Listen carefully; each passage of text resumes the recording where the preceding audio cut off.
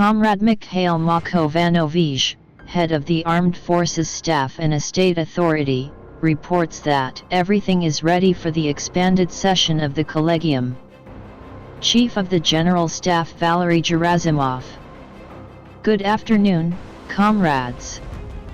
Comrade officers. Dear Andriy Rymovic, dear comrades. Today, within the framework of the expanded Collegium of the Ministry of Defense, we will discuss the results of our work over the past period. We will determine priority tasks for the development of the armed forces and for strengthening the country's defense capability. I would like to note that the outgoing year has become an important stage in solving the tasks of the special military operation. The Russian army has seized and firmly maintains the strategic initiative along the entire line of contact. Our troops are confidently advancing and grinding down the enemy, its groupings and reserves, including the so-called elite units and formations that underwent training in Western military centers and are equipped with modern foreign equipment and weapons. Over the course of this year alone, more than 300 populated localities have been liberated, including major cities that the enemy had turned into fortified strongholds saturated with long-term defensive structures. They did not withstand the test and proved powerless in the face of the courage and military skill of our fighters. The positions taken, the bridgeheads created over recent months, and, of course, the unique tactical and operational experience gained in combat, particularly in breaking through the enemy's deep defenses, make it possible to increase the tempo of offensive operations along strategically important directions. We are proud of the feats of our soldiers and officers fighting on the front line of all those who defend Russia and the security of our citizens. I would like to highlight our Russian and North Korean brothers in arms. By decision of Comrade Chairman of the State Affairs Commission Kim Jong-un, they were deployed to take part in the liberation of the Kursk region and, shoulder to shoulder with Russian fighters, bravely and resolutely fought the enemy.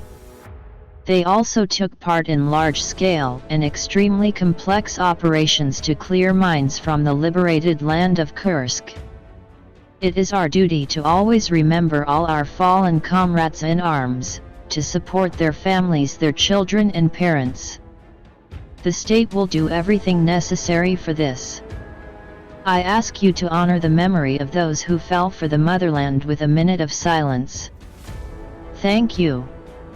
Dear participants and colleagues, we know that behind the Kyiv regime stands the potential of the countries that make up the world's largest military political bloc, NATO. Large-scale military assistance is being provided continuously. Advisors, instructors, and mercenaries are being sent, and intelligence data is being transferred. Under such difficult conditions, our troops demonstrate a high level of combat readiness and training. The capabilities of the Russian army are constantly developing. Work to strengthen the armed forces has been carried out continuously in recent years.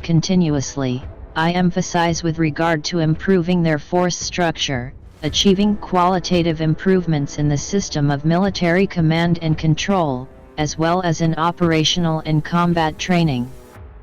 And, of course, this includes increasing the effectiveness of the defense industry, which has rapidly restructured many production and technological processes and is producing in-demand products in ever-growing volumes. Thanks to the efficient and well-coordinated work of the defense industry, the Army and Navy are being equipped in a timely manner with modern weapons and military hardware. The ground forces are receiving missile systems and artillery complexes with high-precision strike capabilities, loitering munitions, unmanned aerial systems of various types, and robotic platforms. The aerospace forces are being supplied with upgraded missiles and aerial bombs fitted with guided planning and correction modules, capable of operating effectively in complex electronic countermeasure environments. Many of those present here know how significantly effectiveness has increased in recent times, at times exceeding 80%. I would like to thank everyone involved in this work. This is real assistance, genuine, tangible support.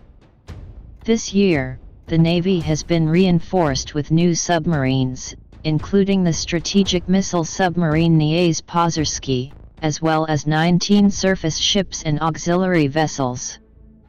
Successful tests have been conducted of the strategic, unlimited-range cruise missile Burevestnik and the unmanned underwater vehicle Poseidon. Owing to the use of nuclear power plants, these systems will remain unique and unparalleled for a long time to come.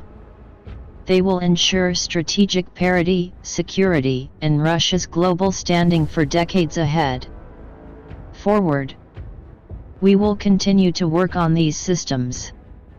They will be further refined, improved, and enhanced. But they already exist. By the end of the year, a medium-range missile system armed with the hypersonic missile Orezhnik will also be placed on combat duty. Last November, its first combat use was carried out. The high level of training of units and formations, and their ability to solve the most complex tasks, is also confirmed during regularly conducted exercises, including those involving our foreign allies and partners, to whom we pass on the experience gained during the special military operation. In this regard, I would note the strong results demonstrated during the Joint Strategic Exercise Zapad 2025. All tasks related to ensuring the defense and security of the Union State against potential external aggression were successfully carried out. Today, we see that the geopolitical situation in the world remains tense, and in some regions has become outright critical. NATO countries are actively expanding and modernizing their offensive capabilities, creating and deploying new types of weapons, including in outer space. At the same time, in Europe, people are being instilled with fears of an inevitable clash with Russia, calls to prepare for a major war.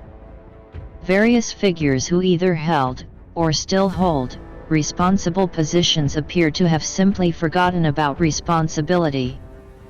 They are guided by momentary personal or group political interests rather than the interests of their peoples, and they continue to escalate hysteria.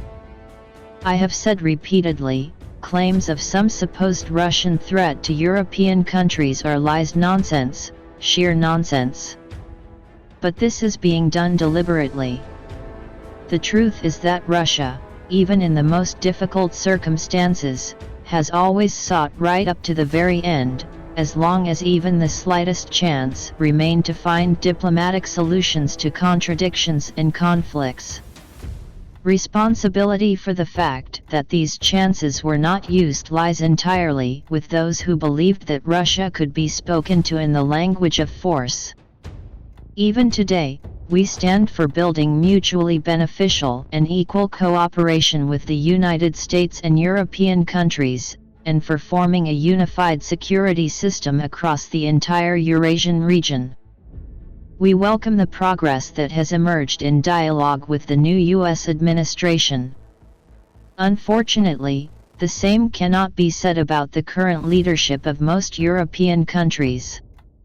At the same time, we clearly understand that in any international environment, the key guarantor of Russia's sovereignty and independence, its security, and its future strategic parity remains our armed forces. As I have already said, we must work systematically to strengthen them. What do I want to emphasize here? What tasks should be set in the sphere of military development, taking into account the dynamics of the situation along the line of combat contact? First, the goals of the special military operation will unquestionably be achieved. We would prefer to achieve them and eliminate the root causes of the conflict through diplomacy. However, if the opposing side and its foreign patrons refuse substantive dialogue, Russia will secure the liberation of its historical lands by military means. The task of creating and expanding a security buffer zone will also be pursued consistently. Second, work on the modernization of the armed forces must continue at a high pace and with high quality, above all within the framework of the new state armaments program for 2027-2036, which is currently under development.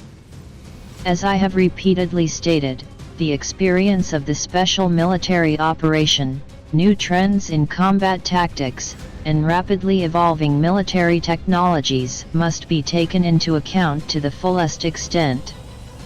Among the key priorities of the state program are air and missile defense systems, command and control assets, electronic warfare capabilities, and unmanned systems across all operational domains. And, of course, a top priority for us remains the improvement of our strategic nuclear forces. As before, they will play the central role in deterring aggression and maintaining the global balance of power. Today, Russia marks the Day of the Strategic Missile Forces. Taking this opportunity, I would like to congratulate the veterans, servicemen, and civilian personnel of the Strategic Missile Forces on their professional holiday and wish you success and all the very best. Third, the Russian army must continue to remain at the forefront of technological progress. This means that troops must, on an accelerated basis, be equipped with robotics, information technologies, new materials, and expanded use of autonomous combat systems in command and control structures, including artificial intelligence technologies. Fourth, it is essential to equip the orbital constellation with next-generation spacecraft. As a result, the troops must receive high-speed, secure communications channels. The quality of intelligence support and precise navigation data will be enhanced. Next, in May of this year, the strategy for the development of the Navy through 2050 was approved, defining its future profile. The clear and timely implementation of the provisions of this strategy will make it possible to renew the Navy and increase the effectiveness of its combat missions across all theaters of military operations. Finally, it is necessary to continue actively developing military and military technical cooperation with foreign states, our allies and partners, and to improve the system of collective security and the Union State. Overall, work in this direction is a significant factor in strengthening regional and international security. Dear comrades, one of the state's priorities is expanding social guarantees for participants in the special military operation and their families, and for all our servicemen. Over the past year, the Ministry of Defense, together with the State Fund Defenders of the Fatherland, has done a great deal to improve the quality of medical care, assist wounded soldiers, address their rehabilitation and employment, ensure timely payments, and implement other measures including additional social support for the families, children, and parents of fallen servicemen. I draw your attention to the fact that there is still more work to be done here. During preparations for the direct line, it is already evident that many questions on these issues continue to come in. Together with the leadership of the Ministry of Defense, we will certainly return to this matter. I would especially like to highlight the heroic work of military doctors and medical personnel, who often do the impossible to save our fighters and, after treatment, return them to duty. A truly unique body of experience has been gained in providing medical and psychological assistance to servicemen with combat-related wounds, injuries, and illnesses. This experience must be introduced not only into military medical institutions but also into civilian healthcare, and secured at the legislative level. Naturally, work must continue on indexing servicemen's pay, and the pace of providing them with permanent and service housing must not be reduced. Every defender of the motherland must firmly know that the state will provide him and his loved ones with all the necessary social support.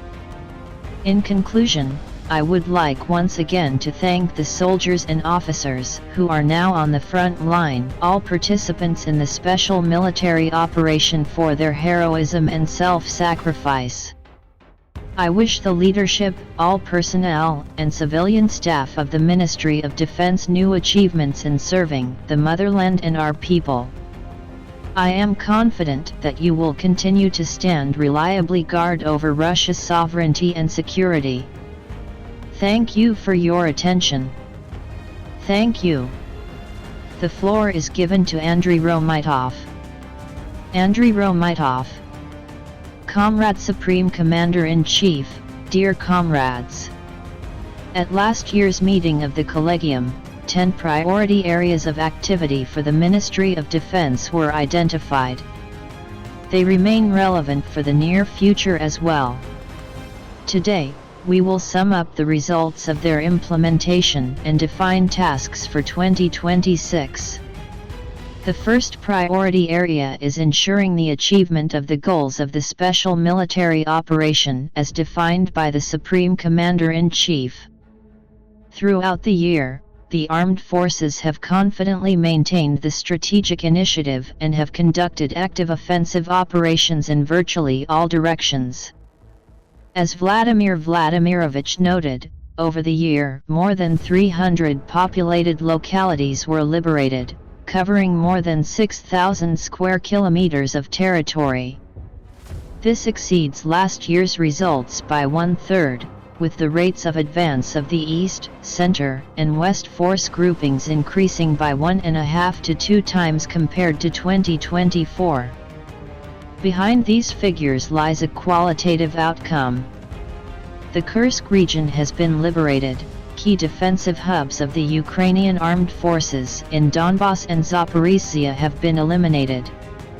Ultimately, what had been obvious from the very beginning was confirmed: the collapse of the Ukrainian armed forces' defenses was inevitable.